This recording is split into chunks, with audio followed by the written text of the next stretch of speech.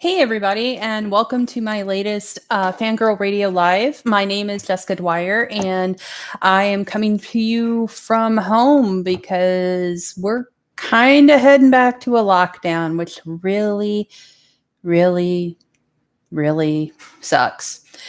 But we have a lot of stuff to talk about. A lot of good movies are coming.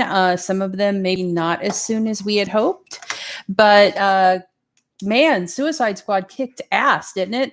I'm just going to start off with that. It's been a while since we've done a show. Lots of stuff going on, and I wanted to come back and do a live stream and talk to y'all about everything going on in the world of geekdom and just the world in general. Again, Suicide Squad was an amazing flick. It was the last movie I've seen in a theater, and it will probably be the last movie I see in an actual theater with seats for a while, as is probably going to be the case for a lot of other people, which is kind of sad. But it is where we're at. We do have drive-ins, and as Joe Bob Briggs, friend of the show, says, the drive-in will never die, and especially now, we need them more than ever. But I am very happy to be here with you and to talk about all the cool things that have happened. There's good things, there's bad things.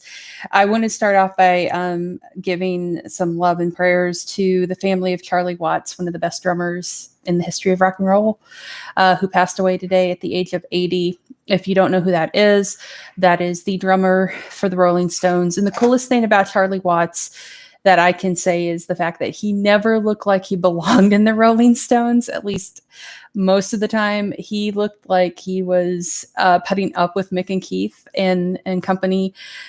He was always dressed impeccably, for the most part in a suit and tie, drumming. And I absolutely loved him. I loved his style. I loved the way he just looked like he was just putting up with everything and kind of amused and annoyed at the same time. And the man could play, and he was just fantastic. And what a run. And it's just us, we were losing legends right and left. And this is just the latest one. And that band will never be the same without him. He had a style, and he's sort of the center of that band. So it's just sad to have that happen today. And no word on what the cause of death was, but we do know that he had been battling cancer, and they were going on tour, and it was the first time in a long, long time that he was not going on tour with them, and it happened in a hospital. So I'm sure they'll announce that, but either way, the cause of death doesn't matter. We've lost an icon. So thank you, Charlie Watts, for some freaking amazing music. And it's never going to be the same without you there.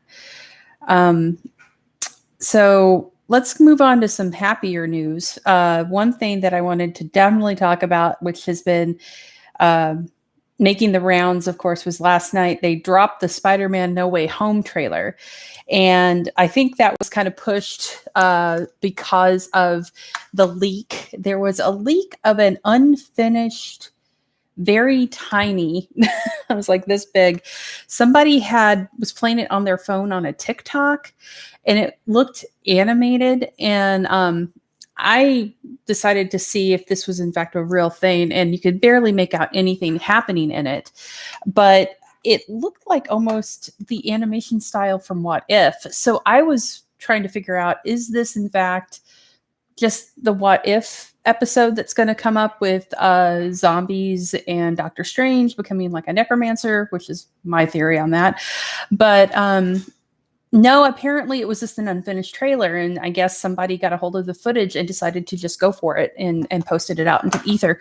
So I don't know if Marvel planned on doing this, but Sony and Marvel dropped the trailer kind of unceremoniously last night at around 6 p.m. Pacific.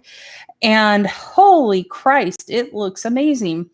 Now, a lot of the back and forth on this trailer is the fact is it or is it not Doctor Strange?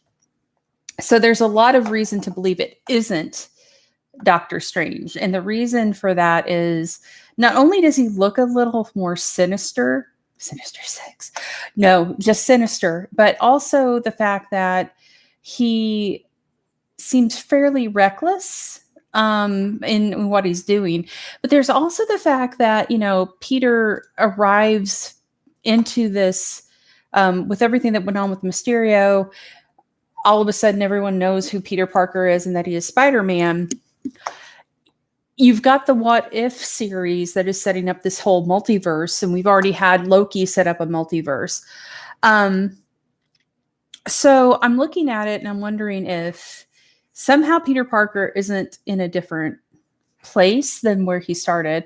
But also, I'm kind of leaning towards everybody's like it's Mephisto. Mephisto's become the big joke with everybody's theories, because we all thought it was Mephisto in WandaVision, and then everybody thought it was Mephisto in Loki, and now it's like that's the running joke, is it's always Mephisto. It's kind of like lupus in House. It's never lupus, or it's always lupus, depending on your House episode.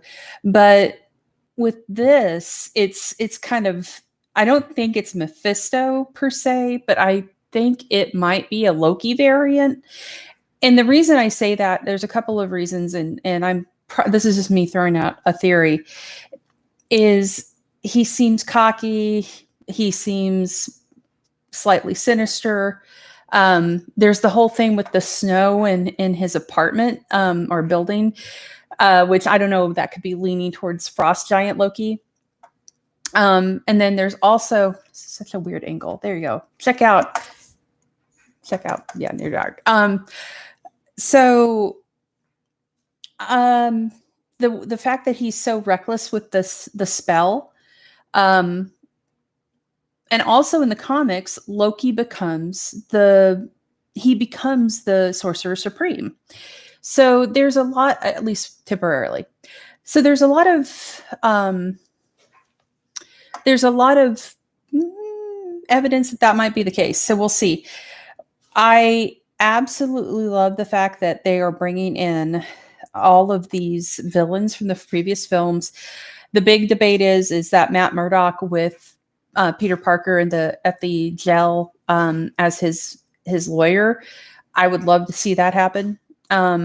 Boss Logic did a fantastic poster that showed all of the villains that are going to be in this movie, as well as Spider-Man holding a Matt Murdock's business card, basically, which would be fantastic. I would love to see Nelson and Murdock in there. It's a perfect way for them to do it. And so bring them in. Let's see it. I just loved everything about it. I love the music. Of course, that theme music is so great. It would be hilarious for them to somehow work in the animated film. So get Miles Morales in there, or get a real actor to play him. Put him in there. They didn't show Toby or Andrew Garfield, but they're leaning really heavily towards actually having that happen. And I think that would be amazing. I think it would be fantastic to see 4 Spider-Man, if you want to bring Miles in there, taking on all these villains. It's a perfect opportunity for that to happen. So, oh my gosh, so freaking stupidly excited. So hopefully this whole thing, pandemic wise, won't ruin this and get it pushed. But speaking of Spider-Man things being pushed, the word on the street is that, sadly, and this kind of makes me think that, a lot of people were thinking that there was going to be a Venom cameo in Spider-Man No Way Home. Which makes sense because the properties are, Sony's involved. But now they're saying that there's a very good chance, and this is in part to what happened with Suicide Squad, which I honestly am really ticked off that people are trying to say that Suicide Squad was a failure. It was not. It is not. You try releasing a movie, an R-rated comic book film, during a pandemic right when it's starting to go tits up again, basically. And see how well you perform when people don't want to go into a theater, and having it released the same time on HBO Max. You're not going to get a big giant box office, but you're going to still be successful, especially when the numbers are saying that you're like the second most streamed thing ever on the platform. So that really annoys me. I don't like that. I loved Suicide Squad with a mighty love. James Gunn is a genius. Everybody in that film was fantastic. Peter Capaldi ruled. David S. Malchin ruled. Everybody ruled. Ratcatcher 2 is the heart of that movie. Sebastian was fantastic. Everybody was great. It looked beautiful. Soundtrack's amazing. Freaking amazing. One of my favorite DC movies of all time. So screw you if you are trying to say that Suicide Squad was a failure. It isn't. It was great. And James Gunn basically has carte blanche with DC now, thanks to that movie. So there's how much of a failure it was. Anyway, enough of that. But anyway, Venom, Let There Be Carnage. It sounds like what's going to happen is that's going to get moved again. And I'm really, really pissed off about that because, as you know, I write for Horror Hound magazine. And I was going to cover this for this upcoming issue because it was supposed to be released October 15th. And I was going to be talking with the director of the film, who you may or may not know is, in fact, Andy Serkis. Gollum, who is also in the Marvel Universe, of course. But now I don't know if that's going to happen. It may have to be pushed again. But the word is that Let There Be Carnage is going to be moved to January 2022. Now, what's interesting about this, and this is per Collider, and a lot of other outlets are saying it, but specifically Collider, I like them. They said that, what's interesting about this is if they do this, we're going to have basically 2 Spider-Man villain movies at the same time, because as of right now, Morbius is set to release in January, because that's another one that got moved. And that's another interesting one as well, because word is that he shows up. Morbius is going to be in Venom, Let There Be Carnage. But there's a very good chance he's probably going to be in SpiderMan No Way Home as well, because they're building the Spider-Verse, basically, and that's piggybacking onto the multiverse. So,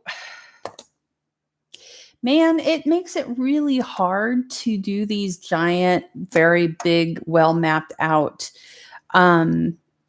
universes if you keep having to shift release dates for all of your movies. Just ask Marvel's Avengers how that whole thing played out with Black Widow.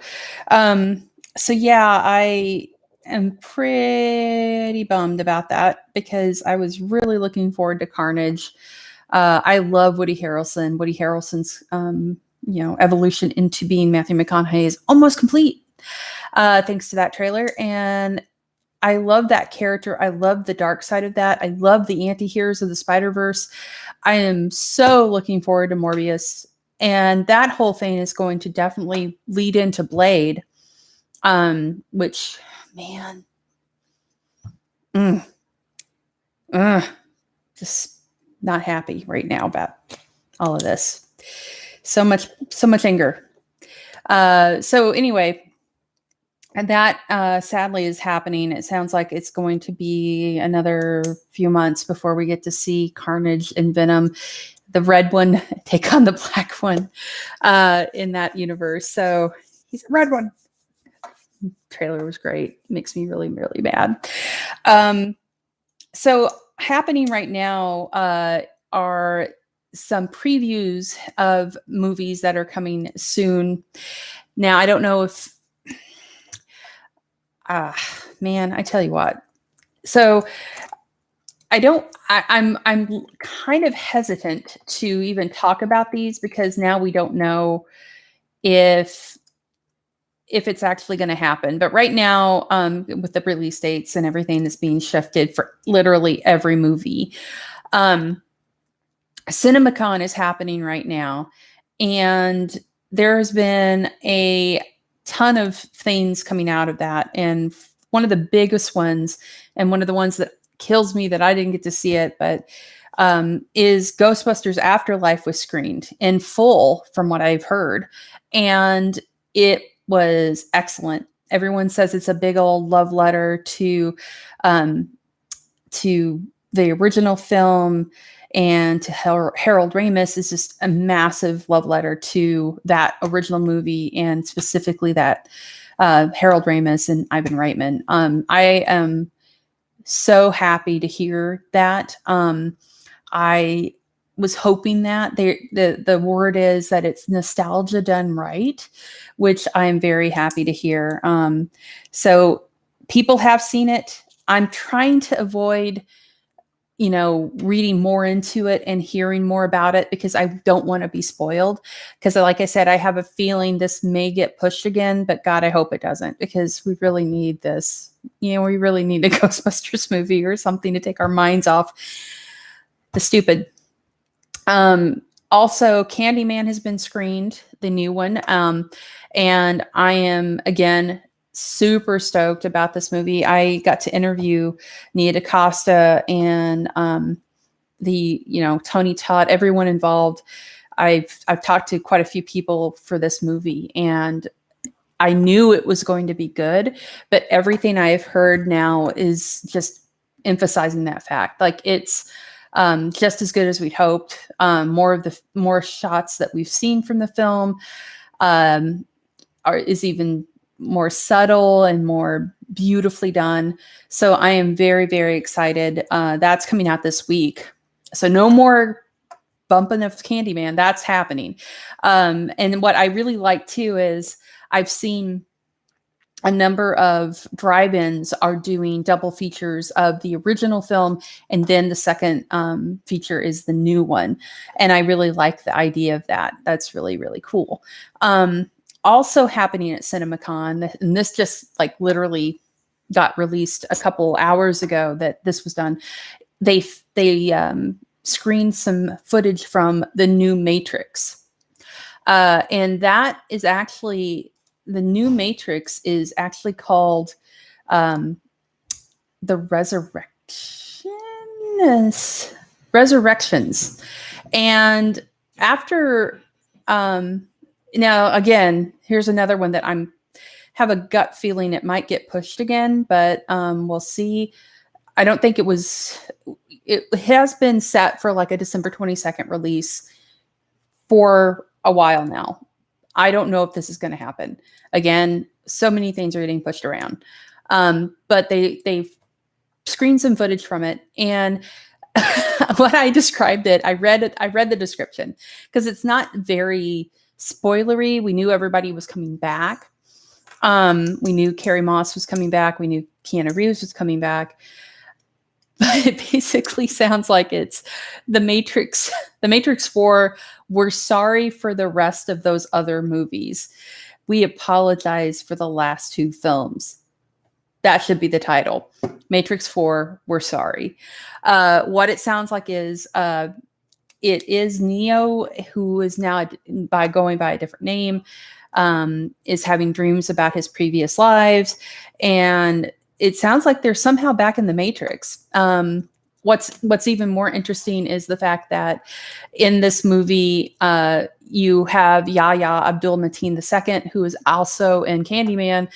He's playing a young Morpheus, is what it sounds like. So I'm really, really interested to see how they do this, how they're going to build this new world, how they explain away the fact, are they clones? Because as you know, in the original Matrix trilogy, Neo and Trinity don't make it. But they're back. So what's going on? It sounds really interesting. It sounds, again, like I said, they're trying to kind of reboot the whole thing, which makes sense. You can do that. It's a computer. So we'll see how that goes. I really would like to see the footage. I'm really excited about it. Neil Patrick Harris is in this, and I'm really stoked because the original Matrix is one of the best science fiction films of all time, but it was also one of the biggest surprise films of all time. Because I remember going into that movie when it came out completely blind, and that was the best way to go into it. Just like Dark City. If you go into those kind of movies and you don't know what's happening, that's the best experience because it blows your mind. So I really want to see the footage, and hopefully we'll see it.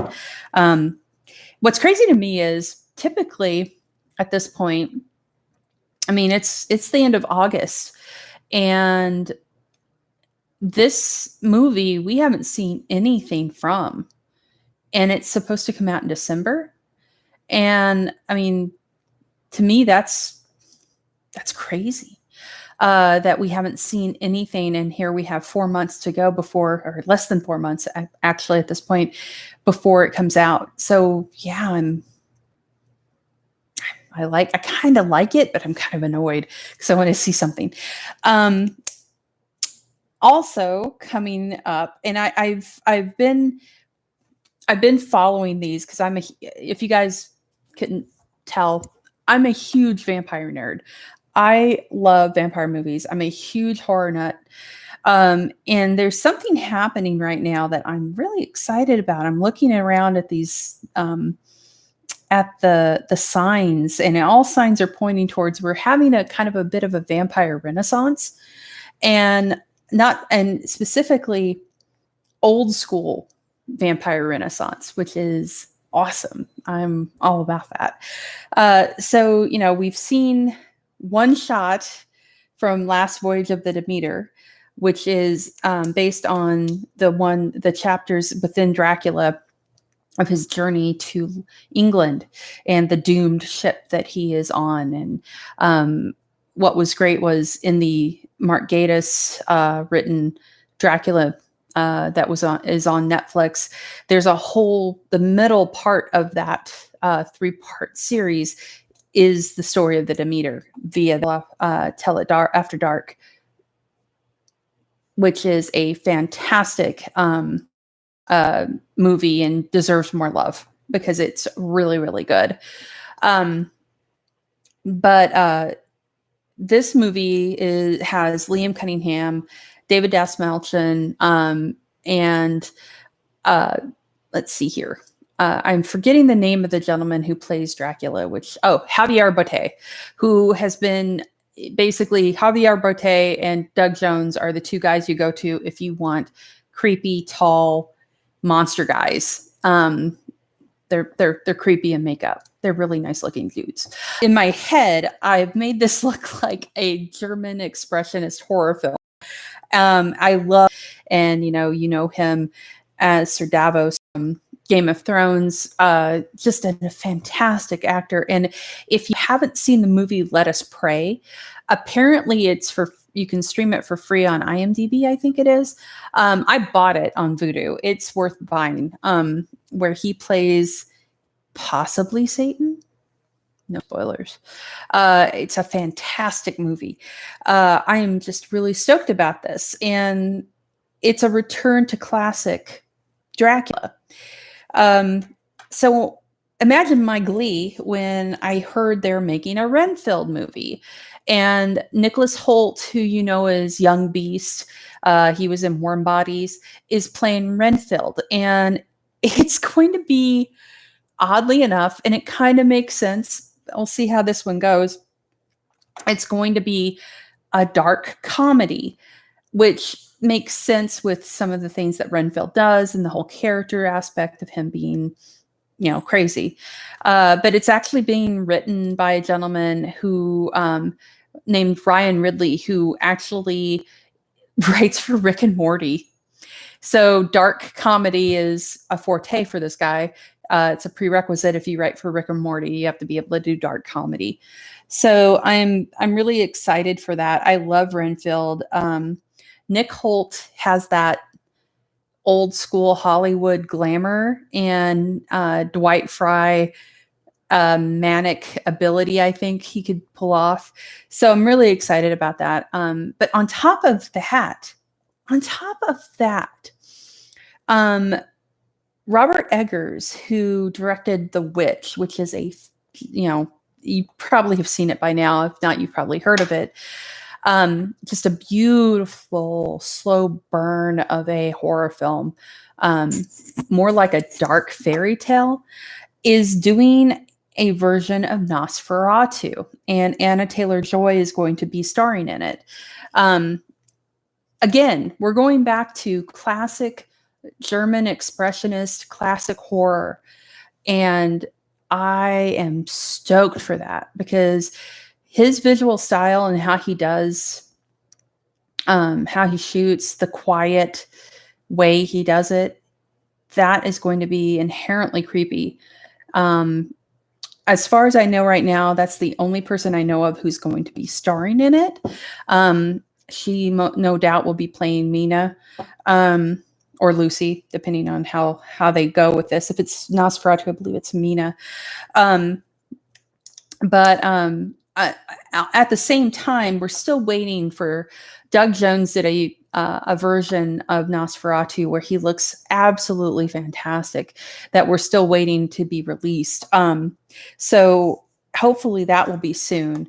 But it's along the same lines as a reimagining that they did of the Cabinet of Dr. Caligari, which was a black and white talkie, but used the backgrounds from the original Cabinet of Dr. Caligari as background, basically, in this. They projected them.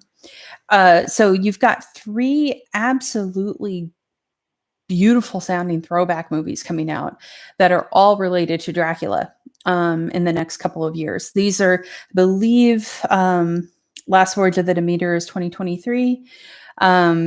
Renfield, I think, is most likely going to be 2023 or 2022 as well.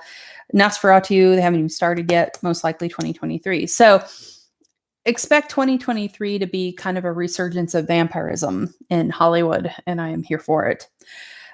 So with that, I want to thank you guys. I've been rambling on here for about half an hour. So I thank you again.